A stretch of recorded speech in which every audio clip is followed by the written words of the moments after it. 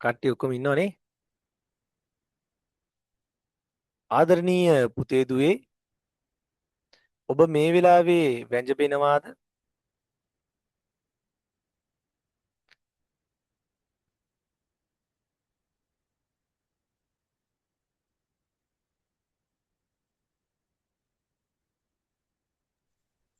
නෑ සර්.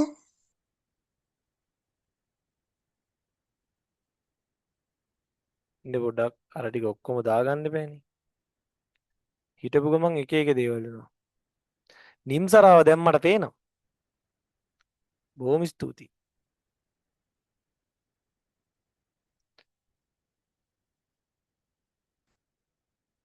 පුතේ අපි කීවෙනි එකද අපි ඉවර කරේ දරුවෝ? මට කියන්න කොතනින්ද පුතේ ඉවර කරේ? 104න් සර්. 104න් 104. හරි. අපි යන් 104ට. ඕවත් ප්‍රශ්නද? අපේ අම්මා 180 ගානට ගියා. 104ට එන්න පුතේ. 104. සූර්ය කෝෂ භාවිතයේ ප්‍රධාන වාසියක් කිව්ව පුතේ. තාප විදුලි බලාගාරවල විදුලිය නිපදවීමට පුළුස්සන ඉන්ධන මොනවාද? පුතේ තාප විදුලි බලාගාරවල විදුලිය නිපදවීමට පුළුස්සන ඉන්ධන මොනවාද? මොනවාද පුතේ? ගල් අඟුරු. ගල් අඟුරු, ඩීසල්, දැව නේද? ඕන එකක් ගන්න.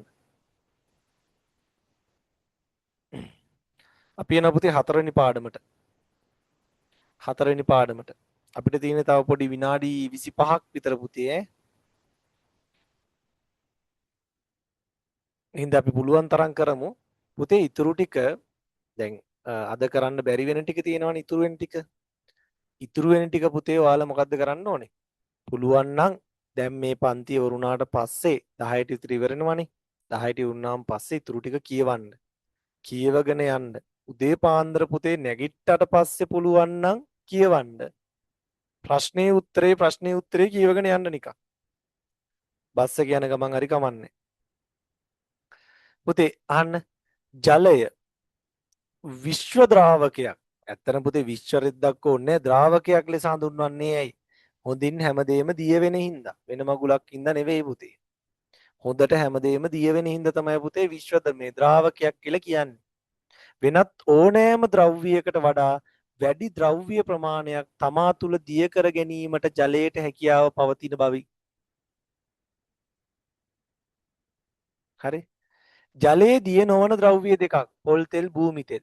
මම ටක් ගාලා කරගෙන යන්නම් පුතේ මේක. ඊළඟ ටික ටක් ගාලා කරගෙන යන්න. ජලයේ හොඳින් දියවන වායුන් දෙකක්. හොඳින් දියවන වායුන් දෙකක් තමයි පුතේ ජලයේ සාමාන්‍යයෙන් කාබන් ඩයොක්සයිඩ් ඔක්සිජන් ටිකක් හොඳින් දිය වෙනවා. කාබන් ඩයොක්සයිඩ් ඔක්සිජන් හොඳින් දිය වෙනවා. පුතේ ඒ වගේ උත්තර තියෙන හින්දා මම ටක් ගාලා යන්නම් ඈ. 109 මත්සීන් ශ්වසනය සඳහා ලබා ගන්න යන්නේ ශ්වසනය ලබා ගන්නේ කුමන මේ බලන්නකෝ මේ ප්‍රශ්නේ මත්සීන් ශ්වසනය සඳහා ලබා ගන්නේ කුමන ඔක්සිජන්ද කියලා අහනවා. ජලයේ දිය වුණු ඔක්සිජන්. පුතේ ජලයේනේ මාළු ඉන්නේ. මාළු ජලයේ ඉන්නකොට ඉතින් ආය ගොඩ බිමට ඇවිල්ලා ගන්න බෑනේ. නේද? ගොඩ බිමට ඇවිල්ලා ගන්න බෑ යාලට. එතකොට යාලා කොහෙන්ද ගන්න ඔක්සිජන්? එයාලා ඇවිල්ලා ගන්න පුතේ කොහෙන්ද? වතුරෙම තියෙන ඔක්සිජන් තමයි ගන්නෙ. සාගර ජලයේ ලුණු රස වීමට හේතුව පුතේ ලවණ අධික වීම. ලවණ ගොඩාක් තියෙන හින්දා ලවණ දිය වෙලා තියෙන හින්දා. ලවණ වර්ග දිය වෙලා තියෙන හින්දා පුතේ. මුහුදේ පුතේ ලවණ වර්ග ගොඩාක් දිය වෙලා තියෙනවා. ඊළඟට 111 ශාකවල මුල් මගින් khනිජ ලවණ උරා ගැනීමට ජලයේ කුමන ගුණාංගයක් උපකාරී වේද? පුතේ මොන ගුණාංගයක් උපකාරී වෙනවද? පුතේ ජලයේ හොඳට khනිජ ලවණ දිය වෙනවා. ජලයේ හොඳට khනිජ ලවණ දිය වෙන හින්දා පුතේ ජලයේ හොඳින් khනිජ ලවණ දිය වෙලා තමයි පුතේ මොනවද වෙන්නේ? මුල් වලින් උරාගන්නේ. මුල් වලින් උරාගෙන ශාක කඳ ඔස්සේ අරගෙන යනවා. මුල් වලින් උරාගෙන තමයි පුතේ ශාක කඳ ඔස්සේ අරන් යන්නේ. ඊළඟට 109 හරිනේ පුතේ 110 111ත් හරි. 112 ජලයේ සිසිලන කාරක ගුණය anu කුමක්ද? පුතේ ජලයට පුළුවන් ගොඩාක් ලොකු තාපයක් උරා ගන්න. ජලයට පුතේ ලොකු තාපයක් උරා ගන්න පුළුවන් හින්දා පුතේ අපි යෝ රත් වෙච්ච දේවල් මොනවද කරන්න? රත් වෙච්ච දේවල් තාපය අඩු කරන්න නැත්නම් සීතල කරන්න. රත් වෙච්ච වගේ සීතල කරන්න රත් වෙච්ච වගේ තාපය අඩු කරගන්න පුතේ අපි පාවිච්චි කරනවා පුතේ මොනවාද? රත් වෙච්ච ඒවා සීතල කරන්න අපි පාවිච්චි කරනවා පුතේ මොනවාද? මොනවාද? ජලය. ජලය. ඒකයි පුතේ සිසිලන කාරක ගුණය කියලා කියන්නේ පුතේ මොකද්ද? සිසිලන කාරක ගුණය කියලා කියන්නේ මොකද්ද? ජලයේ විශාල තාප ප්‍රමාණයක් උරාගෙන තමන්ගේ උෂ්ණත්වය සුළු වශයෙන් වෙනස් කර ගැනීමේ හැකියාව. උත්තර පත්‍රයේ තියෙනවා පුතේ ඒවා එහෙම පාඩම් කරගන්න. හරිද? නැත්තම් ඔයාලා මතක තියාගන්න රත් වෙච්ච දේවල් සිසිල් කරන්න පුළුවන් හැකියාව. රත් වෙච්ච දේවල් සිසිල් කරන්න පුළුවන් හැකියාව. ආයෙ වෙන මොනවත් කියන්න ඕනේ නැහැ. පිස්සුද? මිනිස් සිරුරේ උෂ්ණත්වය පාලනයට ජලය දායක වන්නේ කෙසේද? පුතේ අපේ ඇඟේ වැඩි ප්‍රමාණයක් තියෙන ජලය. අපේ වැඩි ප්‍රමාණයක් තියෙන ඇඟේ මොනවද තියෙන්නේ වැඩි ප්‍රමාණයක්? ජලය දරුවෝ තියෙන්නේ. අපේ ඇඟේ වැඩි ප්‍රමාණයක් තියෙන ජලය. ඉතින් පුතේ වැඩි ප්‍රමාණයක් ජලය තියෙනකොට අපේ ඇඟේ උෂ්ණත්වය පාලනය කරන්නේ කවුද පුතේ? ජලය. 114 ඉවරයි. ජලජ ජීවීන්ට ජීවත් වීමට වැදගත් පුතේ අහන්න. ජලජ ජීවීන්ට ජීවත් වීමට ජලය වැදගත් වන්නේ ඇයි? නැත්තම් අය උන් ගොඩ බිම ඉන්නේ ජලජ ජීවීන් කියන්නේ නිකන් ඒ. ජලයේ පුතේ හොඳ ද්‍රාවකයක්. ජලයේ හොඳ ද්‍රාවකයක් නිසා පුතේ ජලයේ ඔක්සිජන් හොඳට දිය වෙලා යනවා තියෙනවා. තේරෙනවද? ඒ වගේම තමයි පුතේ ජලය අයිස් බවට පත් වෙනකොට ජලය අයිස් බවට පත් වෙනකොට පුතේ මොකද වෙන්නේ? ජලය මත අයිස් පාවෙනවා. ජලය මත අයිස් පාවෙනකොට පුතේ ජලජ ජීවීන් මැරෙන්නේ නැහැ. සීත කාලයේදී පුතේ ජලජ ජීවීන් මැරෙන්නේ නැහැ එතකොට. එහෙනම් ලියන්න පුතේ 115ට තියෙන්නේ පුතේ මොකද්ද? බලමු අපි උත්තරේ. ජලය ඔවුන්ගේ ස්වභාවික ජීවන මාධ්‍යයක් වන බැවින් හා ශ්වසනයට අවශ්‍ය ඔක්සිජන් හරි තියෙන්නේ පුතේ ජලයේ. ජලජ ජීවීන්ට අවශ්‍ය ඔක්සිජන් පුතේ ජලයේ දිය වෙලා තියෙන එකත් එක හේතුවක්. අනිත් එක තමයි පුතේ ජලයට වඩා අයිස් වල ඝනත්වය අඩුයි. ඒ හින්දා පුතේ සීතල දවස්වලට මොකද වෙන්නේ? ජලාශවල උඩින් පුතේ තැම්පත් වෙනවා අයිස්. අයිස් තැම්පත් වෙනකොට ජලයේ ඇතුලේ ඉන්න ජීවීන් මැරෙන්නේ නැද්ද නිම්සරා? good night නිම්සරා good morning. නිම්සරාට නිින්ද යනවා. නිම්සරා නිින්ද යනවා. දැන් බලන්න ඔවිඳු ජෙනුවින් ඉන්නවා.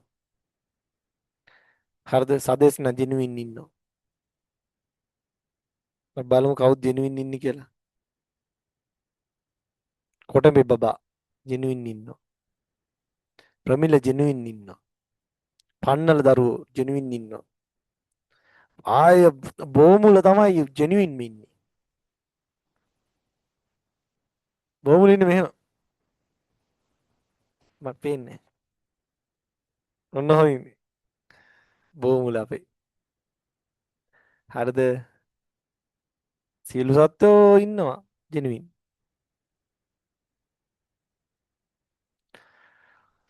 හරි අපි යමු. ඊළඟට හරිද? ජලජ ජීවන ජීවත් වීමට ජලය වැදගත් වන්නේ ඇයි කියලා කිව්ව පුතේ. ජලජ පරිසර පද්ධතියක වෙසෙන සතුන් දෙන්නේ කාශාක දෙකක්.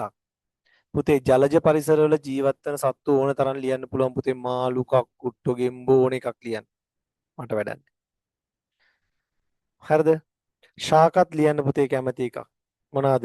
කෙකටියා, නෙළුම්, හයිඩ්‍රිල්ලා වගේ ශාක පුතේ. ශාක.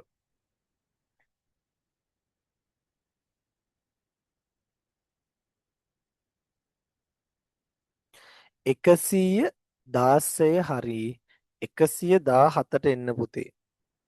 ජලයේ ඝනත්වය උපරිම වන්නේ සෙල්සියස් අංශක කීයේද කියලා අහනවා පුතේ. ජලයේ ඝනත්වය උපරිම වෙන්නේ පුතේ සෙල්සියස් අංශක 4දී. ඕක මතක තියාගන්න අහන්න නැති වෙයි. සෙල්සියස් අංශක 4දී තමයි ජලයේ ඝනත්වය උපරිම වෙන්නේ. ජලයේ ඝනත්වය උපරිම වෙන්නේ සෙල්සියස් අංශක 4දී පුතේ. ශීත රටවල වැව් හා පොකුණු මතු පිට අයිස් මිදුණු ජලයේ ජීවීන් මිය නොයන්නේ ඇයි? අපි කිව්ව පුතේ ඔකට කියනවා ජලයේ අසමාකාර ප්‍රසාරණය කියලා. ජලයේ අසමාකාර ප්‍රසාරණය කියන්නේ පුතේ ජලයට වඩා අයිස් වල ඝනත්වය අඩුයි පුතේ.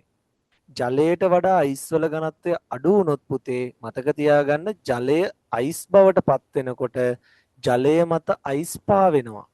එතකොට පුතේ යට ජලය මුකුත් වෙන්නේ නැහැ. යට ජලය මුකුත් වෙන්නේ නැහැ කියන්නේ ජල ජීවීන් මැරෙන්නේ නැහැ. හරිද? ටියුට් එකේ උත්තර පත්‍රයේ තියෙන එක පාඩම් කරගත්තා නම් හරි. ජලයේ මතු පිට අයිස් තට්ටුවක් ලෙස මිදුනද ඊට යටින් නැති ජලයේ සෙල්සියස් අංශක 4ක ද්‍රව තත්ත්වයේ පවතින බැවින් ජල ජීවීන් මැරෙන්නේ නැහැ. 119 මිනිස් සිරුරේ බරෙන් කොපමණ ප්‍රතිශතයක් ජලය අඩංගු වේද? 65ක් අඩංගු වෙනවා පුතේ. 65ක් අඩංගු වෙනවා. 120 ජලය මගින් සිරුර තුළ සිදුවන ප්‍රවාහන කාර්යයක් ලියන්න. පුතේ රුධිරය අපේ ඇඟ තුළ පුතේ රුධිරයේ වැඩි ප්‍රමාණයක් තියෙන පුතේ ජලය. අපේ ඇඟ ඇතුලේ හැමදේම අරන් යන්නේ පුතේ මොනාගෙන්ද? රුධිරය මගින්. හැමදේම අරන් යන්නේ මොනාගෙන්ද පුතේ? රුධිරය මගින්. රුධිරය හරහා ශරීරයේ පුරා පෝෂ්‍ය පදාර්ථ හා ඔක්සිජන් පරිවහනය කිරීම. රුධිරය හරහා පෝෂ්‍ය ද්‍රව්‍ය හා ඔක්සිජන් පරිවහනය කිරීම. ඊළඟට එන්න පුතේ ඊළඟ කොටසට 19 20 හරි 121 බීජ පරෝහණය වීමට ජලය අත්‍යවශ්‍ය වන්නේ ඇයි? පුතේ බීජ පරෝහණය සඳහා ජලය අත්‍යවශ්‍ය වන්නේ ඇයි? පුතේ බීජ ඇතුළේදී පුතේ ඇත්තටම සෛලීය ශ්වසනය සිද්ධ කරනවා. හරිද? සෛලීය ශ්වසනය සිද්ධ කරනවා කියන්නේ ඇතුලේ තියෙනවනේ ද්‍රව්‍ය. එතකොට ඔක්සිජන් ඕනේ. පුතේ ඒකේ ගබඩා කරගත්ත ආහාර වර්ග තියෙනවා. ඒවත් ඕනේ පුතේ. මොකක්ද ආය ඕනේ? ශ්වසනය සඳහා ආය අවශ්‍යයි පුතේ මොනවාද? ජලය අවශ්‍ය වෙනවා. හරිද? ඒකට පුතේ මෙහෙමයි. බීජය අක්‍රීය කලලයක් තියෙන පුතේ. ඒ අක්‍රීය කලලය සක්‍රිය කරගන්න ඕනේ. ඒ කියන්නේ පුතේ බීජයේ ජීවාණු කියන්නේ ජීවයක් තියෙනවා බීජයට. බීජයට ජීවයක් තිබ්බට පුතේ ජීවය ඇති කරලා ගන්න ඕනේ පුතේ. හරිද? ජීවය ඇති කරලා ගන්න ඕනේ. මෙන්න මේ ඇති කරලා ගන්න ක්‍රියාවලියට තමයි පුතේ කියන්නේ මොකද්ද? ඇති කරලා ගැනීමට තමයි පුතේ කියන්නේ ජලය ඕනේ කියලා.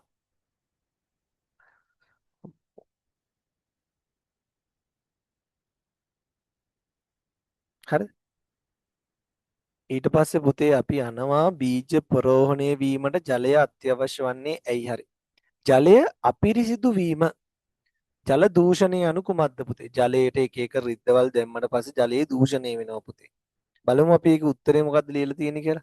122 බාහිර අපද්‍රව්‍ය එකතු වීම නිසා ජලයේ ස්වභාවික ගුණාංග වෙනස් වී භාවිතයට නොසුසු තත්ත්වයට පත්වීම. ඇත්තන පුතේ වා ජලයට එක එක ජරාව දැම්මට පස්සේ භාවිතයට ගන්න බෑ ආයේ. භාවිතයට ගන්න බැරි තත්ත්වයට පත් වෙනවා නම් පුතේ අපි කියනවා පුතේ නොසුසු තත්ත්වයට පත් වෙනවා කියලා. හරිද? චුට්ටක් පුතේ අල්ලගෙන ඉන්න. හරිද? කට්ටිය නිදිමතයි ඇති, මහන්සි ඇති. චූට්ටක් අල්ලන් ඉන්න. අපි පුතේ මේ 4 වෙනි පාඩමෙන් ඒ කියන්නේ පුතේ ජලයේ කාර්යයෙන් පන්ති ඉවර කරනවා. අම්ල භස්ම කරන්නේ නැහැ. එතකොට පුතේ අම්ල භස්ම සත්ත්ව විවිධත්වය ඉතුරු පාඩම් ටික අපි මේ වගේම ඔන්ලයින් ක්ලාස් එකක් හරි දාලා කරනවා අය. හරිද? පුතේ ඔයාලා තාම පුංචි ළමයිනේ. 7 පන්ති ළමයි කියන්නේ පුතේ එක දිගට ගොඩාක් වෙලා ඉන්න බෑ යාලට. හරිද? එක දිගට ඉන්න බෑ පුතේ. උපරිම පැයක් විතර තමයි ඉන්න පුළුවන්. ඒ හින්දා අපි මේක නිකන් එක දිගට කියවන් යනවට වඩා දැනට පුතේ ඔයාලා කොහොම හරි කරලා පාඩම් කරගන්න පුළුවන් විදියට. දැන් පාඩම් කරලත් ඇතිනේ. කොහොම හරි කරන්න ඕන පුතේ මේක තව දවසක් අපි කරනවා. මේකත් කරනවා. තව මේ වගේ පොත් ගොඩාක් එනවා. හයි පේපර් ක්ලාස් එක පටන් ගන්නවා. පේපරුත් අපි ඔන්ලයින් කතා කරනවා. පන්තියේදී කොහොමද ශීඝ්‍ර පුනරීක්ෂණ කතා කරනවා. ඉඳ ලොකු වැඩ ප්‍රමාණයක් පුතේ කරනවා. හරිද? පන්තියෙන් නේගන්නේ පුතේ. පන්තියෙන් ඉගෙන ගන්නනේ. හරිද? විභාගය සඳහා සූදානම් කරන එක තමයි අපි කරන්නේ. එනවද? හරි? එහෙනම් ගොඩක් කටින් නිදිමත ඇති පොඩ්ඩක් ඉවසන් ඉන්න පුතේ. අපි ජලයෙන් ඉවර කරමු නේ. ජලයේ ටික බලමු ඉස්සල්ලා. රයිට්. අපි ඔන්න ජලයේ දූෂණය කියලා අපි කතා කරා ඈ. ඊට පස්සේ පුතේ ජලයේ දූෂණයට හේතු වන ප්‍රධාන මිනිස් ක්‍රියාකාරකම් දෙකක් පුතේ කොහොමත් අපි ජලයට අපද්‍රව්‍ය දානවනේ පුතේ. ජලයට අපද්‍රව්‍ය දානකොට පුතේ කොහොමත් මොකද වෙන්නේ? ජලයේ දූෂණය වෙනවා. කවුරුත් කියන්න ඕනේ. හරිද?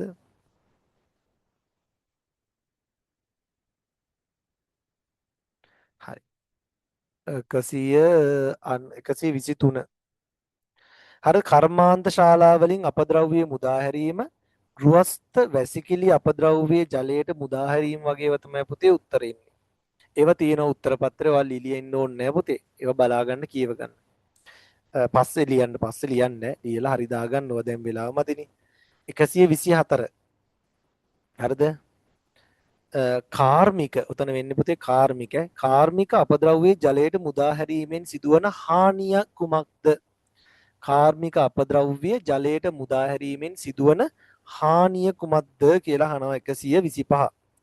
පුතේ ඇත්තටම කාර්මික ද්‍රව්‍ය මේ වතුරට එකතු කරාම ජලජ ජීවීන් මැරෙනවා පුතේ.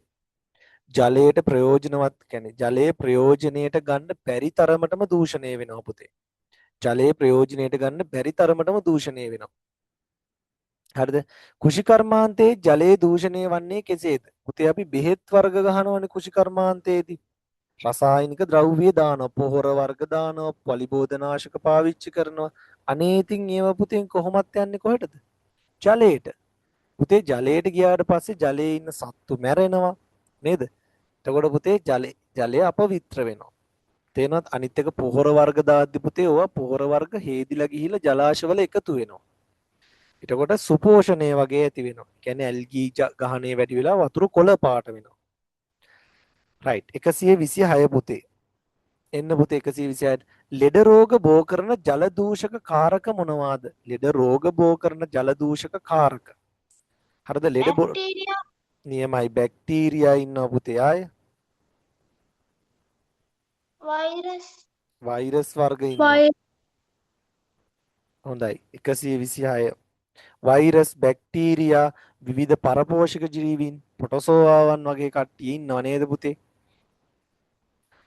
ඊළඟට ජලය සංරක්ෂණය කිරීම යනු කුමක්ද? ජලය සංරක්ෂණය කරනවා කියලා කියන්නේ මොකද්ද පුතේ? ජලයේ අපතේ යාම. ඇත්තටම ජලය සංරක්ෂණය කරනවා කියන්නේ පුතේ ජලය කියන්නේ පුතේ ඇත්තටම පුනර්ජනනීය බල ශක්තියක් නෙවෙයි. නැවත නැවත ගන්න පුළුවන් එකක් නෙවෙයි පුතේ. ඒක පුනර්ජනනීය නොවන බල ශක්තියක්. එතකොට දරුවනේ අපිට මොකද්ද වෙන්නේ? මේ පුනර්ජනනීය නොවන බල ශක්තිය නම් පුතේ අපිට ඉතිරි කරගන්න වෙනවා. මොකද කාලයකදී අපිට ඒව නැති වෙනවා. එතකොට සංරක්ෂණය කරගන්න ඕනේ. හරිද? එහෙනම් පුතේ අපි මොකද වෙන්නේ? ජලයේ අපතේ යාම වළක්වා අනාගත ප්‍රයෝජනෙ සඳහා සුරක්ෂිතව තබා ගැනීම තමයි පුතේ ජලය මොකද්ද කියන්නේ?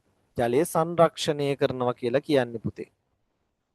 එනවා 127 හරි 128ට එන්න පුතේ.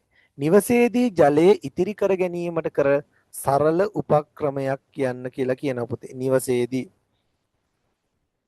පුතේ ඔයාලා මොකද්ද කරන්න ඕනේ පුතේ?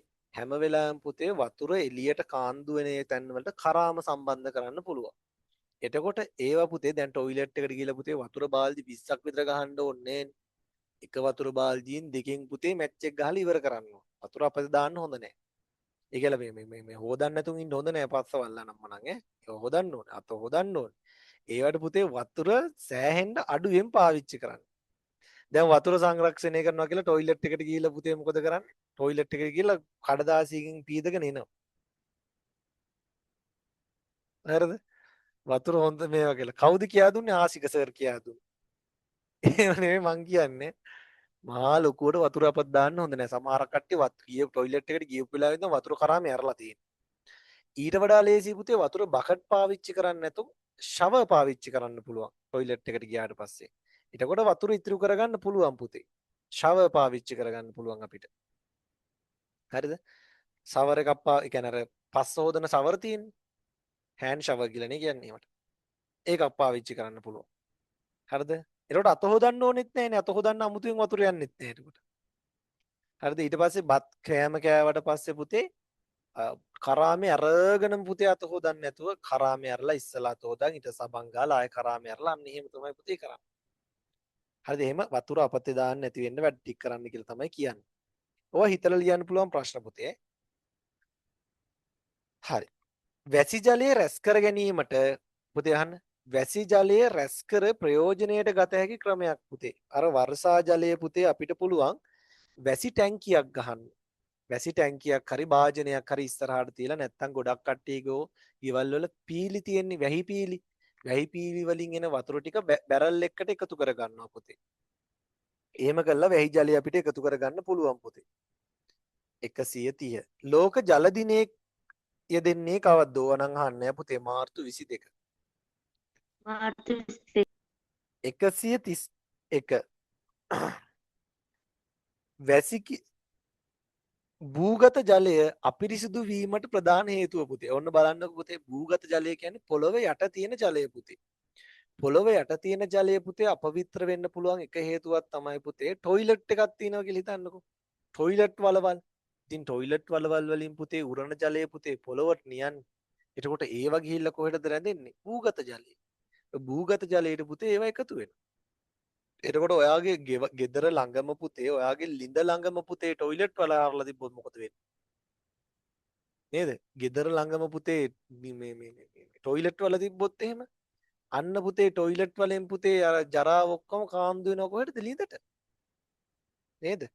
එහෙනම් පුතේ මතක තියාගන්න වැසිකිලි වලවල් ලින් ආසන්නයේ තිබීම හා පසට එක්වන කුපි රසායනික ද්‍රව්‍ය කාන්දු වීම වගේ තමයි පුතේ භූගත ජලය අපවිත්‍ර වෙන තැන්. හරි ලේසි වනේ. රයිට් අපි යනවා ඊළඟට. ජලය පිරිසුදු කිරීමට නිවසේදී ජලය පිරිසුදු කිරීමට නිවසේදී භාවිතා කළ හැකි සරල ක්‍රමයක් කුමක්ද කියලා අහනවා පුතේ. ජලය පිරිසිදු කරන්න පුළුවන් අපිට පුතේ පෙරහන් කඩදාගෙන පෙරන්න පුළුවන්. ආය පුතේ නටවන්න පුළුවන්. ඒ කියන්නේ මේ නටවනවා කියන්නේ පුතේ සින්දුවක් දාලා නටපන් කියනවා අඟුරු නෙවෙයි දාලා ජලයට. බැරිද? ඈ පෙරන්න පුළුවන් පුතේ ආය කරන්න පුළුවන් පුතේ මොනවාද? නටවනවා කියන්නේ පුතේ මොකද? රත් කරන්න පුළුවන් නේ.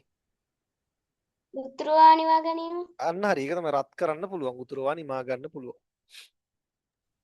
ඉගිරියට දාන්න. මොකද්ද රදීෂ් මට ඇහුන්නේ නැහැ. ඉගිරියට දාන්න. මොකද්ද විගිනි? ඉගිරියට දාන්න. ආව් ඒ වගේම පුළුවන් පුතේ. විෂ ද්‍රව්‍ය උරා ගන්නනේ. අපි යනවා ඊට පස්සේ 32 33 හරි පුතේ අපි යනවා ඊට පස්සේ මොකද්ද? ලවණ යනු කුමක්ද? නෑ පුතේ මේ ජලයේ ද්‍රාව්‍යතාව උෂ්ණත්වය අනුව වෙනස් වන්නේ කෙසේද? උෂ්ණත්වය වැඩි වෙනකොට පුතේ ජල ද්‍රාව්‍යතාව වැඩි වෙනවා. කොහොමත් වැඩි වෙනවා පුතේ. උෂ්ණත්වය වැඩි වෙන්න දිය වෙන ප්‍රමාණය වැඩි වෙනවා. ඒකයි පුතේ අපි අර මේ සීනි එහෙම පුතේ බීම එහෙම හදද්දි සීතල වතුර දිය කරනවට වඩා උණු වතුර දිය කරලා දාන්නේ ඒකයි. ලවණතාව කියන්නේ පුතේ ජලයේ පවතින හරිද මේ ලවණ ප්‍රමාණය ලවණතාව කියලා කියන්නේ. ජලයේ දිය වී ඇති මුළු ද්‍රවණ ප්‍රමාණය තමයි පුතේ ලවණතාව කියලා කියන්නේ. ඊළඟට ජලජ ජීවීන්ගේ දේහ තුළ සිදුවන රසායනික ප්‍රතික්‍රියාවලට වැදගත් වන්නේ කෙසේද? ජලය පුතේ මතක තියාගන්න ජලයේ ගොඩාක් දේවල් දිය වෙලා තියෙනවා පුතේ. ජලයේ බොහෝ දේවල් දිය වෙලා තියෙන හින්දා පුතේ කොහොමත් ජලය හොඳ මොකද්ද? රසායනික ප්‍රතික්‍රියා සඳහා මාධ්‍යයක් වෙනවා. තේරෙනවද? හරිද? ජලය මාධ්‍යයක් වෙනවා.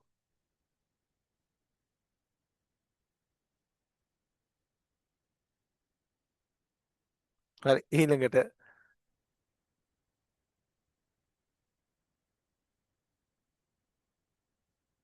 යනවා අපි පුතේ පානීය ජලයේ තිබිය යුතු ප්‍රධාන ගුණාංග දෙකක්. පානීය ජලයේ තියෙන්න ඕන පුතේ ප්‍රධාන ගුණාංග දෙකක්. මොකද්ද පුතේ? වර්ණයක් තියෙන්න බෑ පුතේ. නේද? පාට වෙනස් වුණොත් පුතේ බොන්න එපා. ගඳක් තියෙන්න පුළුවන්ද? බෑ. නේද? වර්ණයක් ගන්ධයක් නොමැති වීම. හරිද? ලෙඩ රෝග සහිත විස බීජ නොමැති වෙන්න ඕන පුතේ. හරිද? අපි බොන වතුරේ පුතේ වර්ණයක් ගන්ධයක් විස බීජ වගේ දේවල් තියෙන්න බෑ. ජලය මගින් ව්‍යාප්ත වෙන රෝග දෙකක් කියන්නලු පුතේ. පාචනය කොලරාව. පාචනය කොලරාව.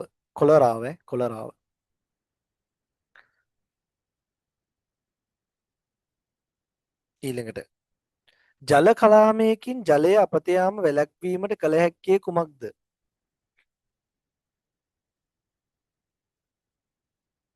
ඉතින් ජල කරාමයකින් ජලය අපත යනවලු පුතේ. ඉතින් මම ජල කරාමේ මාරු කරන්නේ නං. ජල කරාමේ කැඩලානේ තියෙන්නේ.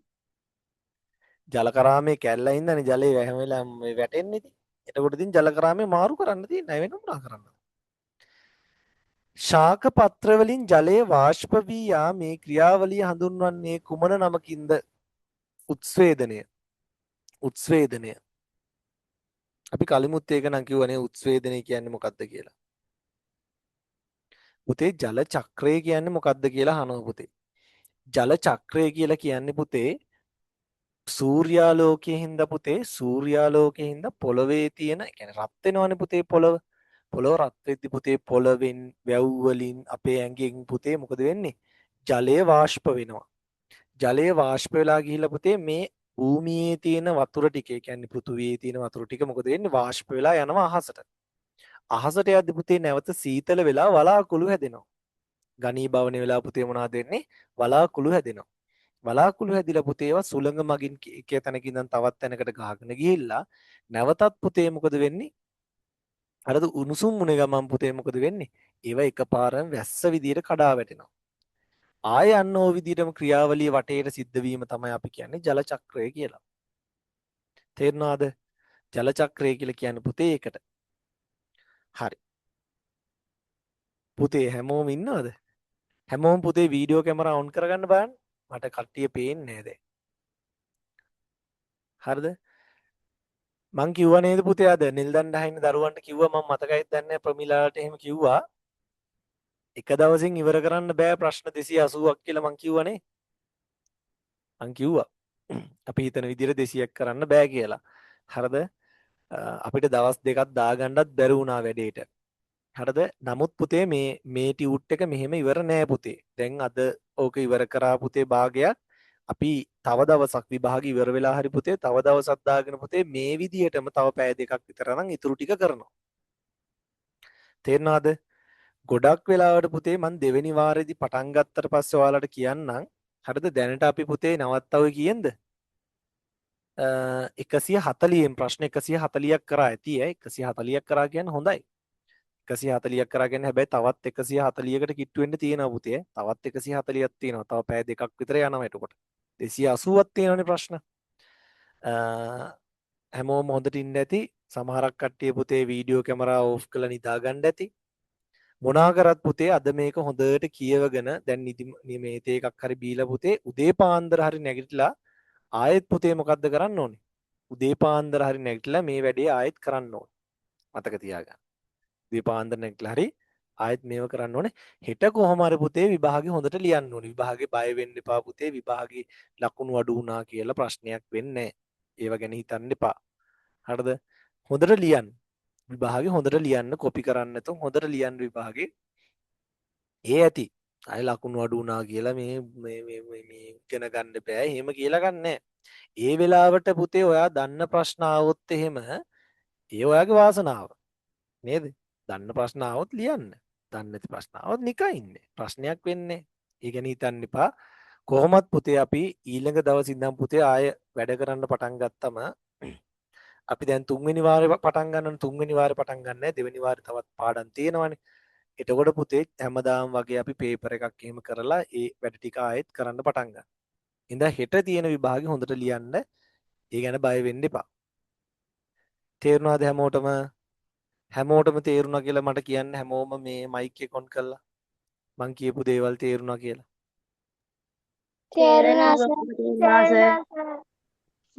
සර්. පුතේ ඔක්කොම මයික් ඔන් කරගන්න. මයික් ඔන් කරගෙන මට කියන්න හෙට හොඳට විභාගේ ලියනව නේද? ඔව්. හෙට හොඳට විභාගේ ලියන්න. විභාගේ මේ ලියා ගන්න බැරි වුණා කියලා කනගාටු වෙන්න එපා. හොඳට පාඩම් කරලා විභාගේ ලියන්න ඕනේ හෙට. හෙට ලකුණු ටිකක් වැඩිපුර ගන්න ඕනේ. හරි එහෙනම්. එහෙනම් දැන් ඔයාලා නිදා ගන්න එපා. දැන් චුට්ටක් ඕක ආයි කියවලා බලලා හරිද? නිම්සරා ගාව ගැජට් එකක් තියෙනවා. මම දැක්කා. හරි. රයිට්. මේ දැන් නිදා ගන්න එපා. දැන් එකපාරක් ඔක කියවලා ඉතුරු ප්‍රශ්න ටිකත් පුතේ පුළුවන් නම් කරලා නිදා ගන්න. හෙට උදේ නැගිටලත් පොඩ්ඩක් කියවගෙන බලලා යන්න. එහෙනම් ඔන්න 10:01යි වෙලාව. අපි තව දවසකින් හම්බ වෙමු. මේ සතියේ සිකුරාදා කීර්ති බණ්ඩාරපුර ක්ලාස් එක තියෙනවා. අඟහරුවාද එතනින් යට සුපුරුදු පරිදි තියෙනවා ක්ලාස් ටික තියෙනවා ෆිසිකල් ක්ලාස් තියෙනවා. හරියනම් මම මෙහෙන් කට් කරනවා. හැමෝටම බුදු සරණයි. ඊට හොඳ නිදාගෙන සරණයි. යන්න. හරි බුදු සරණයි. good night බුදු සරණයි. Bye, sir.